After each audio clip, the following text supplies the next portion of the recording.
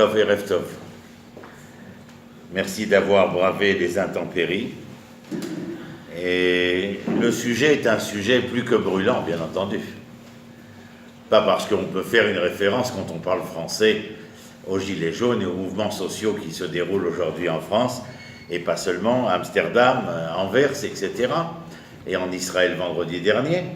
Mais il est clair que c'est un sujet, nous sommes assis sur une véritable cocotte-minute, et il est bon de le savoir.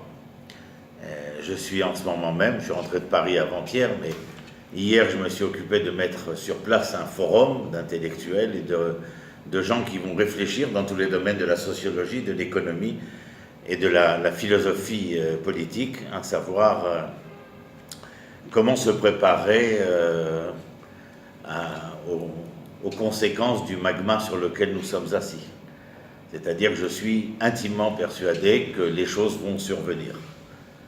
Il faut simplement être prêt, et en parlant avec mon ami et maître Arav Cherki, nous travaillons ensemble, vous savez que je suis celui qui a fondé le Café d'At à Jérusalem, et nous sommes bien d'accord qu'il faut que nous, plus que quiconque d'autre, soyons prêts à réagir, à intervenir, à participer et à être présents dans un événement qui sera certainement pas des plus faciles à suivre, à entendre, à comprendre et à vivre aussi. Voilà, c'était juste mon introduction. La deuxième introduction, elle se réfère à ce livre-là. Ce livre-là, par qui le bas blesse? Pour la simple raison que pendant près de 800 ans, personne ne l'a ouvert, si ce n'est les chrétiens et les protestants. Mais vous ne trouverez pas de manière générale dans un Beth Midrash ce livre-là. Il a fallu que, vous voyez le mien, il est âgé puisqu'il a l'emblème de Tzahal, et j'étais soldat en 1981 et officier depuis 1983. Donc vous voyez, il a de l'âge. C'est un livre essentiel parce qu'il est le livre de base, le livre fondateur à partir duquel la Mishnah, la Gemara et tout le reste va se développer. D'ailleurs, la Mishnah, dans les Pirkei Avot, vous prévient d'avance, si jamais quelqu'un avait la malencontreuse idée d'oublier, Ben Chamesh la Mikra, Ben Esser la Mishnah, il y a donc ce qu'on appelle un palier pédagogique. Et il est évident que de vouloir finir Matsub ou Matspé sans avoir fait cours élémentaire première année, ça peut créer quelques difficultés. C'est-à-dire, voilà, une aplasie des neurones par exemple, ou une déficience synaptique, je ne sais trop quoi. Bien sûr, la feuille que vous avez devant vous et qui est tirée entièrement du Tanakh, j'aurais pu faire la même feuille à partir des 5 livres du Pentateuque, c'est-à-dire de la Torah. J'aurais pu faire exactement la même chose à partir des écrits hagiographiques, c'est-à-dire des livres de Ktuvim. J'ai choisi les Nevi'im. Mais donc, comprenez que le propos ici émis n'est pas exhaustif. Il est simplement de ma propre et unique volonté, le fait d'avoir voulu choisir ce que j'ai choisi. Même d'ailleurs, parmi les prophètes, on aurait pu se faire un petit livre ce soir. Mais c'est un choix, voilà, c'est tout. Alors, on va voir ensemble l'entendement, la compréhension que nous devons tirer de l'écrit prophétique, en sachant d'abord et avant tout, lorsque nous parlons du prophète, de qui parlons-nous? Navi Zeniv Pe Hashem, porte-parole de l'Éternel. C'est-à-dire que le prophète est un conduit, un élément vectoriel qui est à même de donner une réponse la plus probante, intrinsèque possible au verbe divin concernant la créature humaine. Et plus particulièrement, celle qui a levé la main pour relever le défi de l'échec de l'humanité, c'est-à-dire les Hébreux. Vous ne m'entendrez pratiquement jamais, c'est un mot qui est banni de mon vocabulaire, le mot juif. Ce n'est pas un nom propre, c'est un nom sale. Le nom propre est l'hébreu. Juif, c'est Yehudi, qui vient de Yehuda. Yehuda avec Binyamin sont le 1 ou le 2, 12e. C'est un état fractionnel. Je ne pense pas que parmi vous, ni même moi d'ailleurs, il y ait quelqu'un qui puisse aspirer à l'être fractionné, à une espèce de schizophrénie identitaire. Mais nous sommes tous en quête de quoi? Du nombre entier de notre être. Quand vous vous sentez repu, bien aise, fort aise, c'est-à-dire que le bonheur s'infiltre à travers vaisseaux et canaux de votre être, c'est qu'il y a quelque chose qui touche au nombre entier. Sinon, le reste du temps, vous pleurez, vous faites la gueule, vous criez, vous êtes mécontent, vous rouspétez, un peu comme les Français, quoi. Donc, on va commencer avec un des prophètes. C'est le livre fondateur, je le répète. Cela fait des années maintenant, avec un de mes maîtres, le professeur Rav André Neher, Zichrono Libracha, qui avait, avec sa femme, René Neher, écrit l'histoire biblique du peuple juif, aux éditions Maisonneuve en 1954. Mais véritablement, nous parlons de ces 10-20 dernières années. Et entre autres, le programme de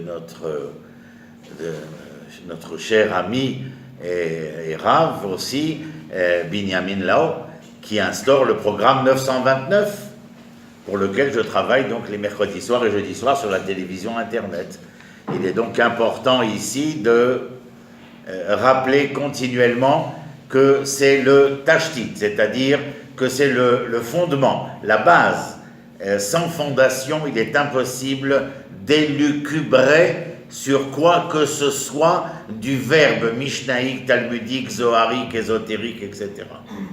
Donc je suis toujours, vous le comprenez, assez perturbé de voir des gens en train de, alors qu'ils se battent à coups de versets, dont les Amoraïm, c'est-à-dire ceux qui sont les maîtres de la disputation talmudique, utilisent, sachant dans quel contexte le verset se situait, et que ces gens d'aujourd'hui et d'hier même répètent cela en n'ayant aucune connaissance du contexte. Je vous livre un cadeau, la pensée réflexive de Friedrich Nietzsche. Tout texte sorti de son contexte perd de sa perspective. Je répète, tout texte sorti de son contexte perd de sa perspective. Vous connaissez cela aux informations. Non, je pense que le propos qui est répété ici est sorti de son contexte. On m'a mal compris. Vous savez qu'il parle comme ça, l'homme politique, bien entendu. Mais sachez qu'il est important. Et donc, en vérité, les 929 chapitres qui sont ici, 24 livres, 1386 pages doivent être là et là, par cœur. C'est-à-dire avoir une connaissance exhaustive, pleine et entière du texte biblique. Avant cela, maximum vendre des falafels. Mais c'est absolument impossible pour moi de pouvoir entendre et comprendre que l'on puisse participer à une disputation quelle qu'elle soit. La loi, elle est là. Le verbe législatif est là. J'en parlerai un instant. Venez, on va dans le texte, parce que c'est là que on va rencontrer le verbe, la conjugaison. Sachez que lorsque le texte est écrit, comme tous les textes, je suis aussi écrivain, et donc sachez que la lettre est une note, que le mot est un temps, et que la phrase est une mesure. C'est-à-dire que votre texte, mis en perspective, est une véritable symphonie. C'est clair jusqu'à maintenant?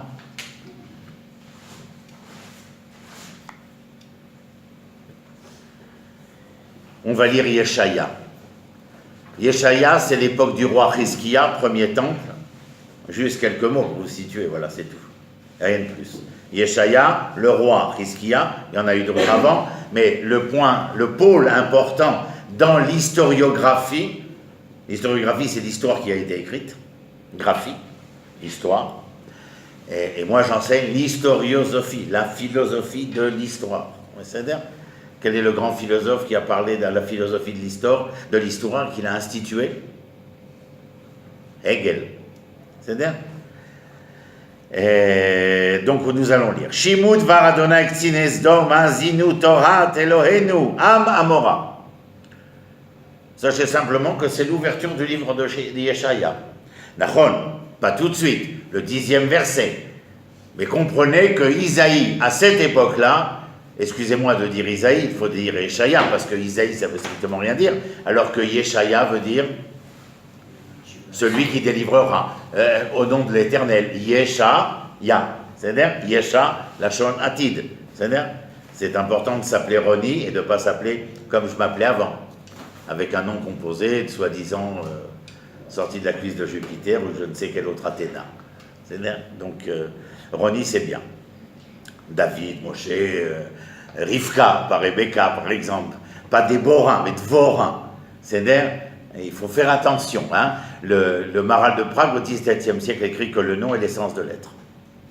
Le nom est l'essence de l'être, c'est-à-dire que le nom qui est le vôtre est porteur d'un message que vous emmenez avec vous. Shimud var Adonai, je vous ai mis la traduction, j'étais sympa. Shimud var Adonai, moi je lis pas la traduction, c'est pour vous la traduction. Parce que déjà le premier mot que vous avez ici, écouter la parole ne veut rien dire, puisque l'ishmoa c'est entendre. Et vous savez qu'il y a une différence entre les hazin, les akshiv, velishmoa. C'est égal ou équivalent à l'anatomophysiologie de l'oreille. Vous écoutez distraitement, vous écoutez sérieusement et vous entendez. Mais l'entendement, shma, est lié intimement au liquide que vous avez ici, qui s'appelle le liquide de centre de gravité. C'est-à-dire que lorsque vous entendez de la naissance, au moment où les parents disent Shema Israël, au moment de la mort où vous allez dire Shema Israël, dans cette longévité-là, il vous est demandé d'être en équilibre. Lishmoa. Shimud var Adonai, écoutez la parole de l'Éternel. Adonai, c'est toujours le Dieu créateur, omniprésent, omnipotent, omniscient dans l'histoire. Ne pas confondre avec Elohim, qui est le Dieu créateur des lois immuables de la création. C'est toujours Dieu, mais de quelle manière il transparaît. Shimud var Adonai Ktzinesdom. Ktzinesdom, ça peut nous faire entendre les officiers de Sodome, je ne sais pas comment ils traduisent, magistrats de Sodome, c'est-à-dire les gens importants de Sodome. Alors, Shimud var Adonai Ktzinesdom, Katzin, à l'époque, c'est celui qui est Kitzoni, c'est-à-dire qui est à la queue. Alors que nos Ksidim, nous, c'est-à-dire, nous sommes en général en avant. C'est-à-dire, à Sodome, les Ksinim sont en arrière, c'est-à-dire qu'ils se protègent. Ksinesdom, Azinu Torah Elohenu, écoutez, il leur demande d'écouter la parole de l'Éternel. Am Amora, Sodome et Amora, tout le monde sait ce que c'est, Sodome et Gomorrhe. Quelle est la particularité de l'identité de Sodome et de Gomorrhe qu'on peut entendre ici? Ceux qui se refusent à générer un monde meilleur pour demain. J'ai besoin d'expliciter ou c'est clair? Sodome et Amora étaient de ceux qui refusaient de pouvoir se conjuguer au pluriel pour pouvoir générer une nouvelle génération. Parce qu'ils étaient pour la plupart une génération homosexuelle et donc qui ne pensaient qu'à s'auto-réaliser sans vouloir voir, entendre et comprendre ce qu'on appelle le sus generis, ce qui va au-delà de leur propre génération. Donc que fait Isaïe ici? Il interpelle. Pourquoi? L'amali rov zivrechem. Pourquoi l'amali? Pour quelle raison sacrifiez-vous? Me sacrifiez-vous? Yomar Adonai, dira l'Éternel. Rappelez-vous, Adonai, c'est le Dieu omniprésent dans l'histoire. Lorsque vous bénissez le pain, le vin, lorsque vous avez une bracha, lorsque vous avez une prière, Yeratzon Ilfanecha, Adonai, qui interpellez-vous? Jamais Elohim, puisque Elohim, c'est l'émanation du créateur des lois immuables, c'est inchangeable. Quel est celui que vous interpellez pour faire changer quelque chose? Parnassar et Foura, Adonai. Baruch Ata, Yeratzon Ilfanecha, Adonai. Il faut prêter garde à cela, bien entendu. Les Névim, il s'adressait aussi aux nations, il ne s'adressait pas uniquement aux Israël. Yeshaya parle ici aux enfants d'Israël uniquement. Il y a des moments où il parle aux nations. Là, dans ce cas précis, ils traitent les enfants d'Israël de Am Amora et Ksines Dom. C'est-à-dire que vous avez une conduite qui, par ce qu'elle est, va empêcher votre propre devenir. Et que dit l'Éternel? Et s'il en est ainsi, comment osez-vous, gredin que vous êtes, à m'amener des sacrifices? Vous entendez la question? Elle est claire? Comment osez-vous venir à la synagogue alors que vous êtes un gredin? C'est clair? C'est plus clair? C'est exactement cela. Savati olot elim vechalav mir'im vedam parim ukvasim atudim lo chafatzti. Regardez votre verset 11. Que m'importe la multitude de vos sacrifices, dit l'Éternel. Je suis saturé de vos holocaustes de béliers, de la graisse de vos victimes, le sang des taureaux, des agneaux, des boucs. Et là, le couperet tombe. Qu'est-ce qu'il dit? Je n'en veux point. Voilà. Akadosh Baruch Hu, je suis venu, je voudrais prier. Le Rotsé. La main, il faudrait que tu comprennes que pour pouvoir me rencontrer, il faut que tu sois dans le langage du verbe être. Vous me suivez avec ce que je viens de dire? Il est impossible de rencontrer l'Éternel là où l'être n'est pas. On a posé une question aux enfants d'Israël dans les années 50. Où se trouve Dieu? Celui qui a été primé, c'est un enfant d'une école non religieuse de Haïfa. Vous savez ce qu'il a dit? Il est là où je lui laisse place de pouvoir être. Mais pour lui laisser place de pouvoir être, là où je lui laisse cette place, il faut que moi je sois dans quel mida, dans quel trait de caractère faut-il que je sois? L'humilité. Sans humilité, je ne peux laisser place à autrui, bien entendu.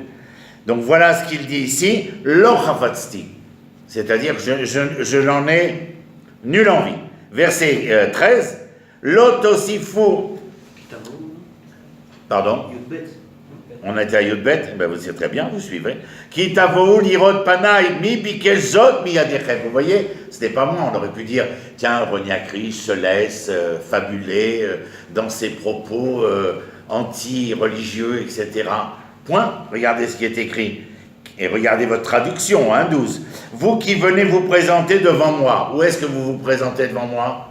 Au temple, à la Beth Knesset, devant l'autel AU, bien entendu. Et qui vous a demandé de fouler mes parvis? Qui vous a demandé de venir ici? Nous continuons, là c'est bien le 13 où nous allons. L'otosifu evi mintrachav ktoret toeva hili. Arrêtez de m'amener des sacrifices, c'est une honte, c'est une salissure en fin de compte pour moi. Chodesh ve Shabbat kro mikra.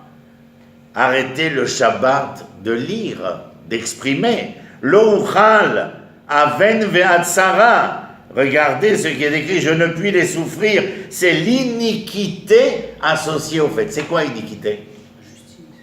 C'est l'injustice, exactement. C'est le contraire de quoi? De la justice, de l'équité. Il y a fait véreux. Quel est donc le propos de l'Éternel chez Yeshaya? Et de venir et de nous dire, vous êtes charmant, à vouloir vous habiller de cette manière, à vouloir venir à la synagogue, à vouloir amener des sacrifices, à vouloir vous caloter, vous tititer. Mais j'aurais une question. De prime abord, êtes-vous? Êtes-vous? Sachez qu'il y a une différence sémantique essentielle et foncière entre l'être et l'avoir. L'avoir vous propose toujours un avenir, c'est l'épithète.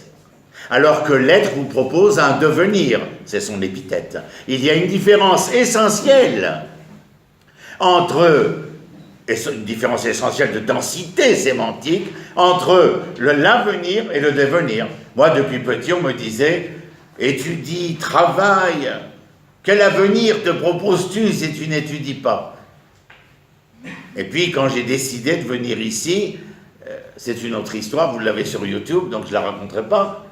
j'ai commencé à comprendre que le monde n'était pas simplement un avenir. Avoir un cabinet, travailler à Adassa, avoir des malades, peu nous importe, quoi, je veux dire. C'est intéressant, mais c'est pas cet avoir-là qui nous fera devenir. C'est la possibilité par cet avoir de pouvoir devenir, c'est-à-dire être. Vous entendez Yeshaya, vous n'entendez pas ma voix, vous n'entendez pas ma voix parler Yeshaya. Je continue verset 14.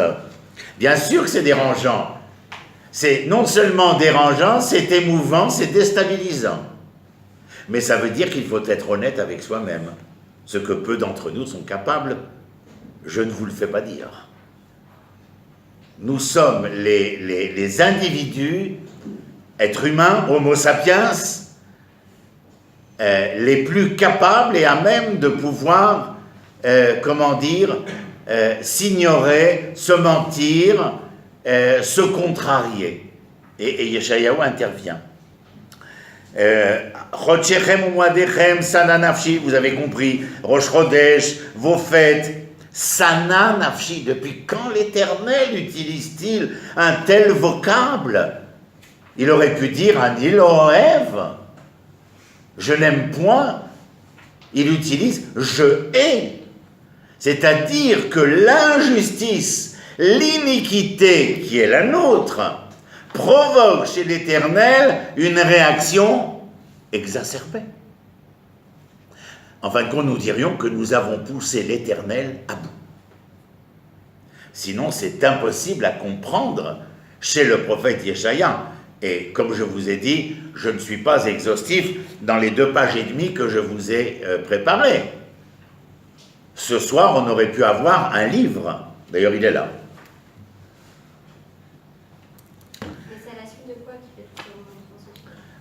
J'ai dit, nous sommes à l'époque du premier temple, à l'époque de Chizkia, il n'y a déjà plus le royaume du Nord, tu sais, le royaume du Nord en 720, avant l'ère acrobatique, a déjà été détruit par Salman III, donc ils ont été déportés, et il reste le royaume de Judée. Et le royaume de Judée est agressé par Sancheriv, qui est un roi de l'Assyrie L', pas l'Assyrie, par les Assyriens, et Sancheriv va par un miracle qui est merveilleux à raconter, parce que celui qui est son général, porte-parole pour converser avec les Hébreux de l'autre côté des murailles, c'est-à-dire dans la Jérusalem intramuros, parle l'hébreu. En vérité, c'est un des enfants de Chizkiyahu qui a décidé de changer de cap. Mais Yeshayahu est vindicatif concernant les enfants d'Israël. Vindicatif, parce qu'il va expliquer à Chizkiyahu, merci pour ta question, il va expliquer à Chizkiyahu, le roi, comme aux enfants d'Israël qui sont, vous les imaginez, alors que Sancheriv a mis le siège.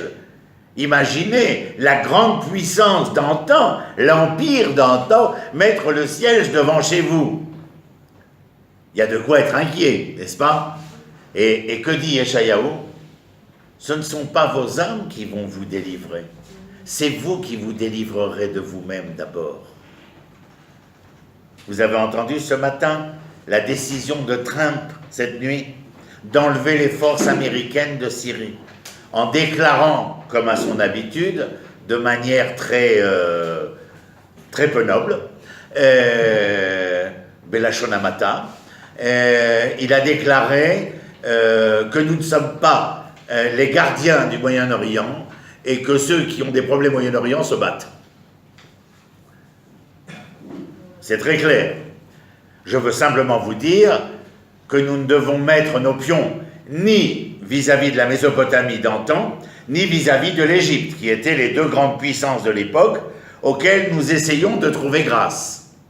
De la même manière aujourd'hui, ni la Russie, ni la Chine, ni les États-Unis ne peuvent être le moyen par lequel Israël se rédemptera. D'où le titre du cours.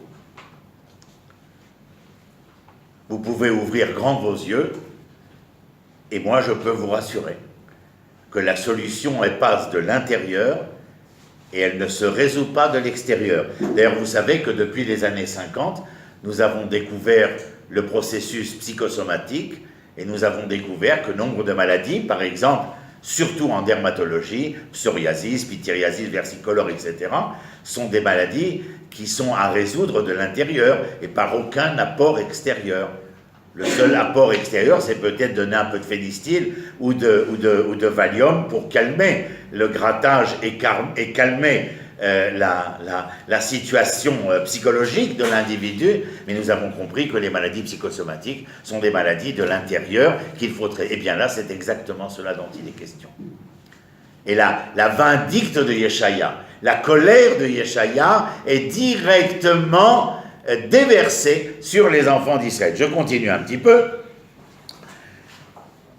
Alors, regardez maintenant le verset, parce qu'on ne va pas tous les lire, sinon on en a jusqu'à demain matin. Le verset... Ah oui, regardez, tête vave, parce que c'est comme si je me faisais un petit plaisir. Le verset 15. Ube prosrem kapechem et alim enai mikem gam ki tarbut fila eneni shomea. Vous levez les mains, Éternel Dieu d'Israël, protège-nous, sauve-nous. Que répond-il? Je ne suis pas là, et tu veux que je te dise la vérité? Loïr patli. Crève en silence, mais al tafriali. Tu n'es pas de ceux qui peuvent, à ce moment-là, être de ceux qui seraient à même d'éveiller en moi quelque miséricorde qui soit. Mais il y a un moyen d'éveiller en moi la miséricorde. Tetzaï, regardez. Rachatsu, Izaku, Asiru roa me'alalechem, mineged enai, chidlu area. Regardez, le verset 16. Lavez-vous, purifiez-vous, écartez de mes yeux l'iniquité de vos actes, cessez de faire quoi? Le mal. Le mal, mais vous savez très bien ce qu'est faire mal. C'est faire ce qui est contraire à bien, bon et beau. Dans votre parole, dans votre fait, dans votre geste. C'est cela qui est important. Et au verset Yudzaïn, Limdu etev dirshu mishpat. Je vous le dis en français, apprenez à bien agir, recherchez la justice, rendez le bonheur à l'opprimé, faites droit à l'orphelin, défendez la cause de la veuve. Oh, verset 18, venez, réconcilions-nous, dit l'Éternel. Ah, tu nous ouvres une porte, Éternel. Elle a toujours été ouverte. Le problème fut que vous n'étiez jamais au rendez-vous que je vous avais fixé. Vous aviez décidé de lutter pour le devenir de l'avoir, alors que je vous proposais un avenir de l'être. Vous avez tout confondu. Vous pensiez, mes chers, vous ici assis, que plus vous conjugueriez le verbe avoir et plus vous seriez, alors que moi je vous enseignais par mes prophètes à conjuguer le verbe être pour tenter d'avoir quelque chose, ne serait-ce que des générations en devenir. Vous me suivez?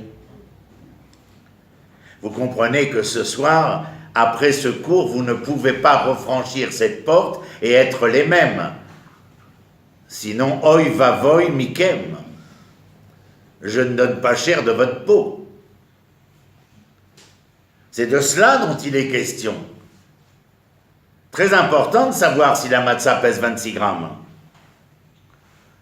Ou si les fils sont à couper entre 8. Mais ce que demande l'Éternel, apparemment, c'est pas bidiouk ça. Et s'il le demande, c'est en a posteriori, mais pas en a priori. L'obe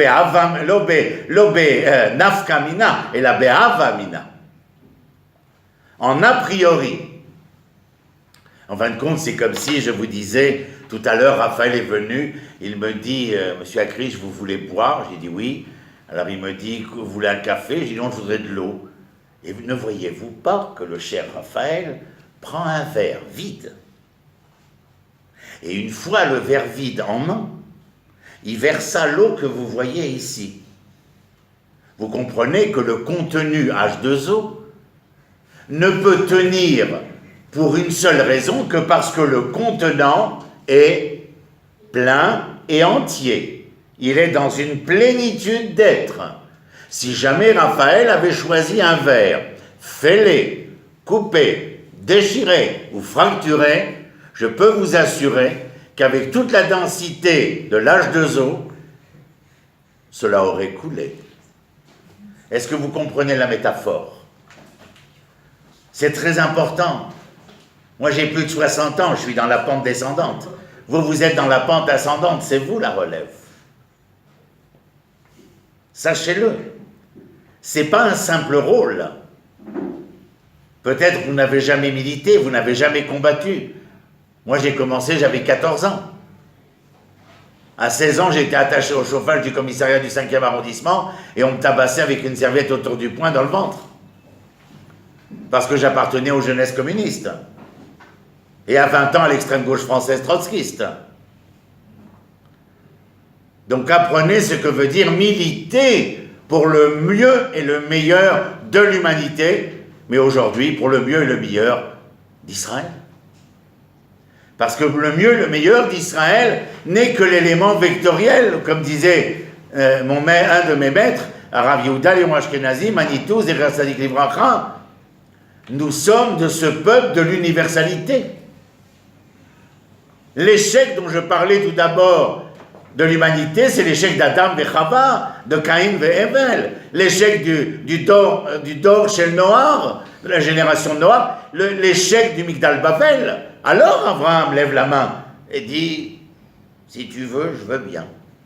Qu'est-ce que tu veux? Je veux bien relever le défi. Vous avez compris comment ça s'est passé? C'est une petite scénette d'un acte molérien. Mais en quelque sorte, c'est cela dont il est question. Je veux bien relever le défi. Et voilà où vous en êtes, vous êtes là. Relever le défi, c'est-à-dire accepter d'être l'élément médian par lequel le vecteur que je suis va pouvoir se rédempter pour le mieux et le meilleur de la rédemption de l'humanité tout entière. Celui qui pensait que Torah Israël s'arrêtait aux 26 grammes de la matzah, pauvre de lui. C'est une atrophie neuronale prononcée. Vous avez compris, Yeshaya, je vous emmène chez Yermia. Lui, je l'ai toujours aimé. J'ai appris avec mon professeur, André Neher, et puis le livre qu'il avait écrit. Donc j'ai toujours l'impression, jusqu'à aujourd'hui, depuis 40 ans, de vous dire que j'ai l'impression que c'est d'un petit garçon que je parle. En vérité, c'est un homme. Mais dans mon esprit, voilà, hein, un peu celui qu'on voit sur Bamba. Voilà. Et je ne sais pas pourquoi. Mais mec, j'ai toujours l'impression, Yirmiyahu, c'est le bébé de Bamba. Mais il est extraordinaire. Si vous n'avez pas lu Yirmiya, je vous conseille, et puis vous pouvez suivre toutes les semaines sur Internet. Je fais un quart d'heure de Haftara, que personne ne connaît en général. C'est la raison pour laquelle sur les studios de télévision Tanar, je fais en français un quart d'heure de Tanar et 10 minutes de Paracha. En historiosophie, bien sûr. Si c'est pour répéter ce qui a déjà été dit, restez chez vous. Yirmiya. Yirmiya, c'est la fin du premier temple. Quel est le contemporain de Yirmiya qui n'est plus en Israël à ce moment-là? Prophète comme lui? Il a fait 12 points.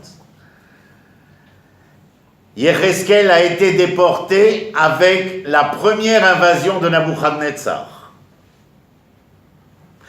Tzidkiyahu a été instauré, intronisé comme roi, à la seule condition qu'il paye ses redevances à l'empire babylonien.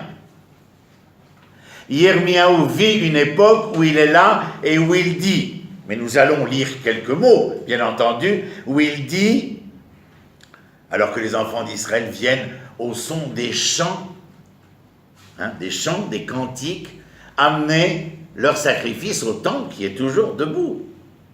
Et Yirmiyahu leur dit, et eux lui répondent, Echal Hashem, Echal Hashem, Echal Hashem, 3 fois. Le temple est là. C'est-à-dire que si le temple est là, Dieu y est. Et Yirmiyahu leur dit, ils vont le jeter en prison. Ils vont le mettre dans les catacombes du palais royal. Venez, on va le voir. C'est comme si on allait se promener près de 3000 ans, 2500 ans en arrière. On a vu Yeshaya, on l'a imaginé, à la vindicte avec la grande robe, etc., les cheveux longs, les idées longues, parce qu'à mon époque, à moi, c'était cheveux longs, idées courtes. Mais c'est pour ça que j'ai coupé mes cheveux et j'ai rallongé mes idées. Mais à son époque, c'était cheveux longs, idées longues. Et donc, il a cette redingote, enfin, cette robe, enfin, vous imaginez, c'est un oriental. Je ne rajouterai rien. Comment disait le Maharal, va mes vignes à vigne. Est-ce qu'il est possible que nous soyons autrement qu'en babouche, chéchia, etc. Et que nous ayons la lettre gutturale et que nos prénoms et que nos noms soient des noms pouvant être traduits dans la langue hébraïque. Je n'en dirai pas plus. Ko Amar Adonai, ça c'est la parole prophétique. Ko Amar Adonai, ainsi parla l'Éternel. Asu mishpat u'tzdaka, rendez la justice et le droit. Ve'atzilu gazul miyad hashuk, arrachez celui qu'on dépouille des mains de l'oppresseur. Vous voyez, on y rentre directement. Mais je vous ai quand même emmené au chapitre Chavbet, c'est-à-dire chapitre 22. Yirmiyahu est fou de rage. Il est fou de rage parce qu'il leur dit, mais comment pouvez-vous penser un seul instant, malandrin que vous êtes, amener le bétail en sacrifice alors que par votre conduite, par vos comportements, vous contrariez totalement la volonté divine. C'est ce qu'il explique. Alors, entendons-le, c'est ce qui est merveilleux. Atsinu gazul miyad hashuk, veger itom ve'almana altonu. Eh oui. Pourquoi la veuve, l'orphelin et l'étranger? Ça vous embouche un coin, ça, l'étranger. J'ai écrit un grand article en français qui va sortir bientôt, qui s'appelle Équité et probité, mais je crois que je l'ai amené là, parce qu'on l'a corrigé hier soir avec ma correctrice, et elle me dit, quoi, l'étranger aussi? Ben, je lui ai dit, oui, on n'est pas raciste, non? Ah bon? Je lui ai dit, oui. L'étranger, tu peux répéter 10 fois, ça ne changera rien. Guerre, c'est l'étranger. C'est pas celui qui s'est converti au judaïsme. Mais ils ont devenir judaïsme. Non. Ce sont guerre toshav, c'est celui qui est étranger, résident, en ayant accepté la loi de l'État, mais sans être l'identité qui est la tienne. C'est guerre toshav. C'est le guerre tzedek. C'est guerre toshav. Aujourd'hui, tu as des guerres toshav, tu as des kirkashim, tu as des Arabes chrétiens, tu as des Arabes musulmans qui servent avec nous à l'armée, oui. On dit Hachem Shomer et Gerim, de qui on parle quand on dit Hachem Shomer et Gerim? Je pense que l'on parle de l'étranger en tant qu'étranger. Je ne pense pas qu'on parle du guerre tzedek. Le guerre Tzedek, c'est le converti? Guerre tzedek, c'est un converti, mais à ce moment-là, il est plus intitulé guerre. Tu n'as pas le droit de rappeler, tu n'as pas le droit de lui rappeler qu'il est guerre. C'est-à-dire, le fait que dans le monde religieux, on considère le guerre comme un guerre, ce n'est pas à l'avantage du monde religieux. Alors comment interpréter ça, que Hachem, il protège justement les... Il protège l'étranger parce que l'étranger, à partir du moment où il représente ce statut d'étranger, c'est-à-dire qu'il représente un phénomène minoritaire, qui guérit maïtem be'eretz mitzrayim. Tu comprends? Qui guérit maïtem be'eretz mitzrayim. Vous ne pouvez léser l'étranger, pour quelle raison? Parce que vous avez connu le statut de l'être étranger. Mais c'est vrai. Raphaël, tu me dis, hein, on a commencé à moins le quart, alors tu me diras quand ce sera. J'avance un peu. Itom ve'almana lotono al tarmosu vedam naki al tishpechu bemakom hazeh. C'est-à-dire qu'il ne faut pas verser le sang innocent en ce lieu dit. Quel lieu? Là, il est à Jérusalem. Mais il faut faire attention de verser le sang, ce n'est pas simplement trucider l'autre. On peut verser le sang, comme dira le Chafetz Chaim des siècles plus tard, en faisant honte à son prochain par exemple. Et le premier temple sera détruit parce que la noblesse de l'être sera contrariée. La mère n'était pas obligée de coucher avec son fils, la fille de coucher avec son père, le voisin de trucider son voisin de palier, et d'idolâtrer. Attention, quand on dit Avodah Zara, on ne parle pas d'une petite statuette, les milliers de statuettes qu'on a retrouvées dans Jérusalem et autour, celle de Astaré, plus précisément, qui est la déesse de la fécondation, l'Aphrodite grecque. On allait au temple, on rentrait à la maison, et on disait « Salut Astaré, salut Baal, Mashlomrem », etc. Il faut le savoir. C'est d'ailleurs la raison de la vindicativité des prophètes. Sinon, ils n'auraient rien eu à dire.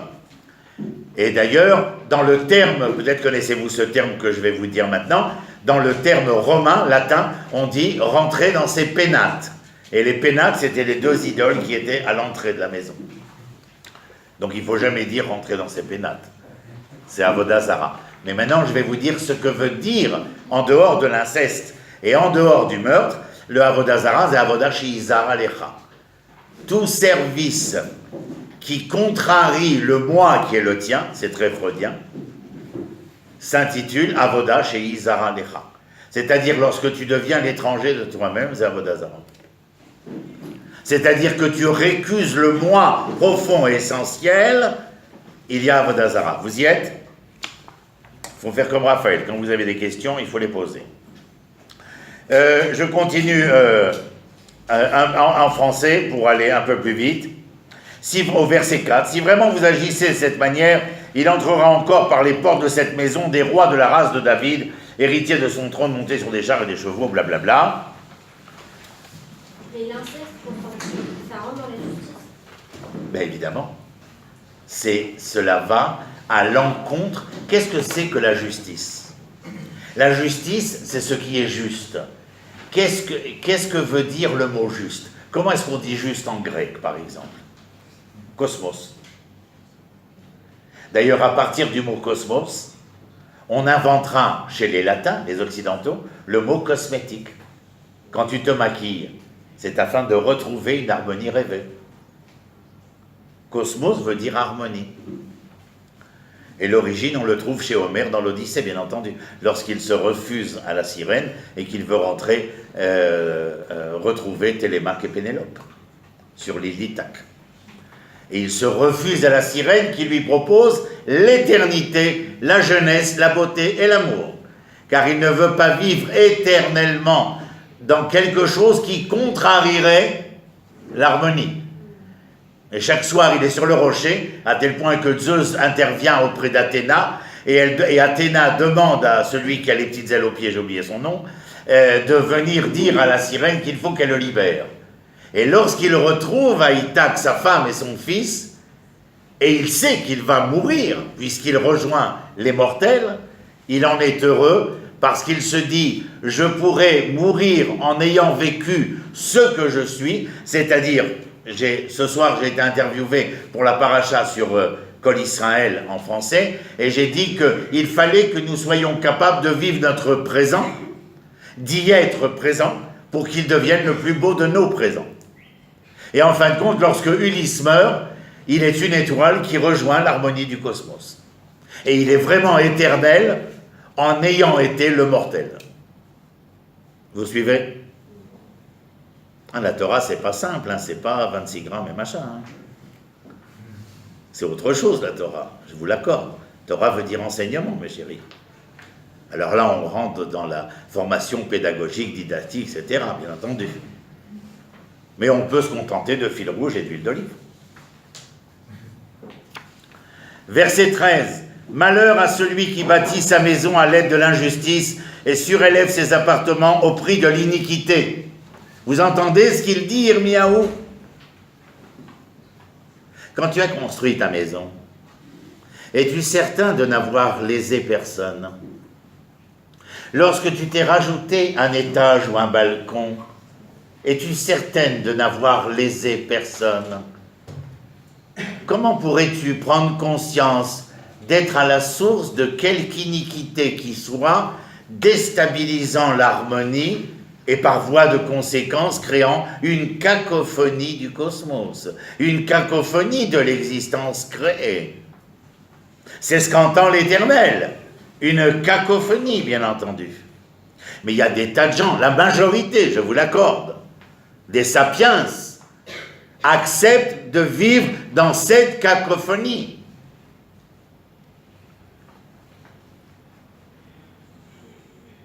De même, nous rêvons tous de l'amour, et la plupart d'entre nous vont tomber dans les travers de l'inertie de l'amour et de ses occurrences.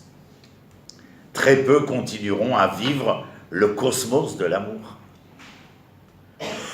La majorité, comment disent-ils en français, vont rentrer dans le train-train quotidien de l'amour. Mais la vie, ce n'est pas rentrer dans le train-train. Pour éviter le train-train, il faut être cet homme de droit, de devoir, de justice, d'amour, d'équité, de probité, de valeur, de vertu. Oh là là, il est compliqué celui-là. C'est votre problème, pas le mien. Moi, je vous ai dit, je suis dans la descente. Donc, là où je vais, c'est one-way ticket. Malheur à celui qui bâtit sa maison à l'aide de l'injustice, verset 14, qui dit « Je me bâtirai une maison de belle taille, avec des chambres hautes bien spacieuses qui percent de larges fenêtres, l'orne de lambris de cèdre et de peinture rouge. Penses-tu être roi parce que tu mets ton orgueil dans le cèdre ?» Et vous pensez, parce que habillé à la mode, vous pensez être devenus les maîtres de l'être. Vous n'êtes rien que les maîtres de l'avoir. Mais vous êtes à des années-lumière d'être devenus les maîtres de l'être. Voilà ce que dit Yirmiyahu. Pardon? Oui. L'avoir, c'est ce qu'on possède. L'être, d'après ce que je vois, d'après les textes, l'être, vous parlez beaucoup d'injustice. Quelqu'un qui arrive à résoudre ce problème d'injustice, qui arrive à être juste, il a atteint l'être. Attends, c'est juste que tu dis, mais moi je ne dis pas il a atteint l'être, puisque je suis resté rousseauien, de Jean-Jacques Rousseau, où donc l'homme est perfectible. Ainsi que le Rav Kook l'exprime dans les Shmonek Vatsim, Adam ou Mishtalem, ou lo Shalem. Mais j'ai compris ce que tu dis. Je suis d'accord. Non, mais ce que je veux dire, c'est qu'on peut avoir et être. J'ai l'impression dans ce que vous dites oui, que si on a, on ne peut pas être. Je l'ai dit tout à l'heure. Je l'ai dit, certains pensent conjuguer le verbe avoir pour être. Et je dis que dans l'hébraïsme, il faut conjuguer le verbe être pour avoir. Donc ils ne sont pas antinomiques. Ils sont contingents, mais à partir du moment où la conjugaison de l'être précède celui de l'avoir. Dans la société qui est la nôtre aujourd'hui, c'est-à-dire celle de l'économie de marché, où l'on nous dit qu'il faut nous approprier le bien-être, il faut être conscient qu'il existe une dichotomie entre le bien et l'être. Ce que je disais, conjuguer le verbe avoir pour être, alors qu'en vérité, il faut conjuguer le verbe être pour avoir. Dans ce sens-là, nous sommes à même de pouvoir devenir. D'ailleurs, c'est ce qui est écrit ici, là, ton père aussi mangeait et buvait, mais il pratiquait la justice et l'équité, et par là il fut heureux. Je te remercie d'avoir ainsi clôturé Yirmiyahu. On va passer à Yecheskel, vu le temps qui nous est imparti. Vous m'excusez, j'ai pas bu.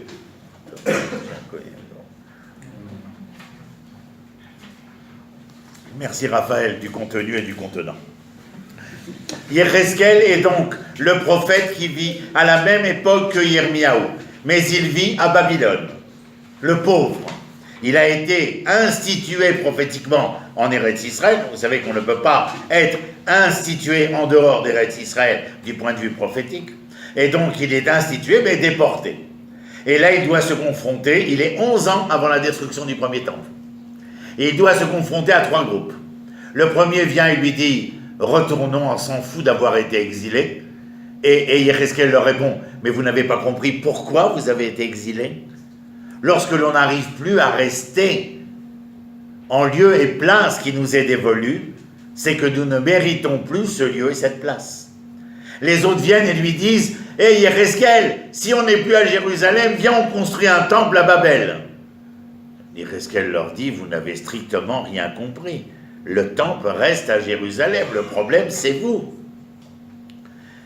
Et le troisième groupe lui dit, Yéreskel, on ne peut pas retourner, on ne peut pas construire un temple ici. Eh bien, Yéreskel, adorons le bois et la pierre. Et que nenni, prophète, nous n'adorerons plus le Dieu d'Israël, puisqu'il nous a abandonnés. Et il leur dit, gare à vous, etc. Voilà Yéreskel, à quoi il se mesure. Vous voulez aller le rencontrer? Allez, on y va. On déménage un petit peu de Jérusalem, on va vers l'est et on va à Babel, on va écouter Yéreskel. Il est extraordinaire. Si vous avez l'occasion, lisez les versets 36-37, ils sont absolument éloquents. Chapitre 18. Je lis en français, ça ira plus vite.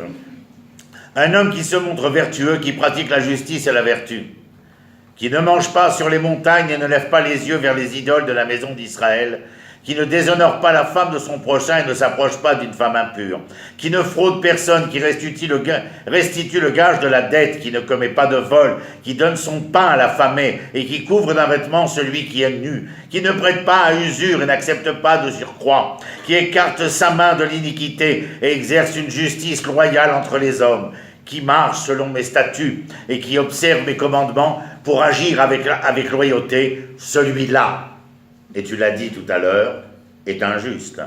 Il vivra à coup sûr, dit le Seigneur Dieu. Je n'ai pas besoin d'expliciter. Vous avez très bien compris, le verbe est ici d'une éloquence sans demi-mesure. Yéreskel. Nous allons le quitter, on va voir Amos. Amos, lui, il prophétise, il vient de Judée, mais il prophétise en Samarie, le royaume d'Israël. Vous savez que, à la fin du règne de Salomon, son fils Rehavam est convoqué par les 10 tribus du Nord. Les 10 tribus du Nord ont des revendications. Pour me faire comprendre aujourd'hui, les gilets jaunes de l'époque. Il convoque Rehavam va à Shomron, où il y a la manif, et ils lui disent, il faut que tu parles, tu prennes la parole. C'est connu, hein, on a bien compris. Et il prend la parole, et il leur dit, quelles sont vos revendications? Ils disent, voilà, vous savez que les 20 premières années de Shmuel, ceux à qui je vais donner le livre, ils le liront, je n'ai pas amené assez. Je ne pensais pas que vous seriez aussi nombreux. On a l'habitude d'enseigner en petit comité en général, parce que les gens ont certaines faiblesses concernant l'étude, l'enseignement. Et donc, il dit Shlomo, les 20 premières années ont été les années de gloire que vous connaissez, mais les 20 années suivantes ont été catastrophiques concernant la justice sociale. C'est un homme qui a fait toutes les erreurs possibles concernant la justice sociale, en conséquence de quoi il crée chez son propre fils Rehavam cette surdité publique qui fait que face aux 10 tribus, il leur dit, si mon père vous a alourdi d'impôts comme un joug de bois, je ferai en sorte que le joug devienne de fer. Et c'est là que le schisme a lieu, que celui qui avait levé la main sur Shlomo, son ministre de la construction, il s'appelait Yerovam ben Nabat, exilé pour crime de lèse-majesté en Égypte, et rappelé par les 10 tribus, il rencontre le prophète Yehia Shiloni, et Yehia lui dit à Yerovam ben Nabat, tu auras une grande carrière et un grand devenir. Ne me posez pas la question comment est-ce possible, c'est ainsi. Et Yerovam ben Nabat devient le roi du royaume d'Israël en faisant tout le contraire, c'est-à-dire tout faire pour que personne n'arrive pour les 3 fêtes à Jérusalem. Et tout se passera à Bethel. Bref, vous avez compris que la source de ce schisme, c'est l'injustice sociale. La source du schisme des royaumes d'Israël et de Judée touche de plein fouet notre sujet. Avant que se termine le royaume d'Israël, Amos est donc un de ses prophètes, et il dit, eh bien c'est parce que vous piétinez le pauvre, lui prenez un tribut sur son blé, que vous bâtissez des maisons en pierre de taille, vous n'y habiterez point, Vous vous êtes planté de belles vignes, vous n'en boirez pas le vin, car je le sais bien, nombreux sont vos péchés dans vos crimes. Vous persécutez le juste, acceptez des présents pour léser aux portes le droit des indigents. Equatera, equatera, equatera. J'ai pas besoin de continuer, vous avez compris. Et je vous convie à aller chaque soir la voir sur votre table de chevet. Chaque soir lire un chapitre. C'est absolument inadmissible d'être dans une situation où l'incultisme est à ce point-là. De ne pas connaître le livre fondateur de l'histoire hébraïque et de croire qu'avec la Gemara, bonjour, bonsoir, bon débarras. C'est une erreur fondamentale, inique et condamnable. Parce que pendant l'exil, les chrétiens se sont emparés du Tanakh, et les protestants par la suite, et puis bien avant, ce sont les Karaïtes, cette partie du judaïsme qui ne reconnaît que le livre, la Torah écrite, la Mikra, Torah c'est 5 livres, ici il y en a 24. Et encore, je ne vous parle pas de tous les livres apocryphes. Exemple, ceux dont on a parlé il y a quelques semaines, le livre des Maccabim, le cours que j'ai donné au Café d'Ahad sur Sefer Yudit. Il y a un livre qui aurait pu être là, comme Sefer Megillat Esther, Sefer Yudit. Simplement qu'il y a eu un débat pour faire entrer Shirachirim, puisque c'était un livre érotique. Mais il y a eu débat. Faire entrer Kohelet de Shlomo Ameler. Comment on dit Kohelet chez les pathos, l'Ecclésiaste?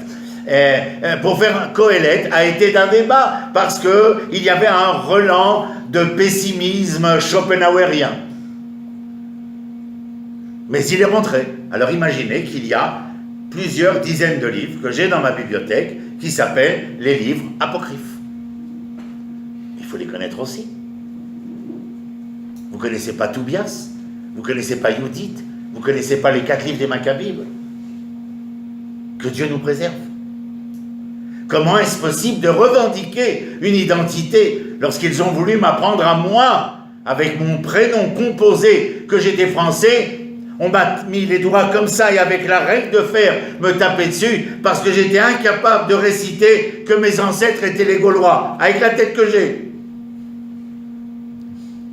Mais il fallait que vous sachiez, que vous connaissiez quels étaient les tenants et les aboutissants. Je sais, c'est plus comme ça aujourd'hui. C'est grandeur et décadence là-bas. J'en reviens, j'y étais jusqu'à avant-hier. Mais à mon époque, il fallait savoir, connaître, entendre, comprendre les tenants et les aboutissants. Sinon, vous revendiquez quoi? Je m'appelle Didier. Ma femme a un prénom français parce que lorsqu'elle est née, il était interdit de s'appeler autrement que les noms figurant sur l'almanach grégorien, c'est-à-dire le calendrier.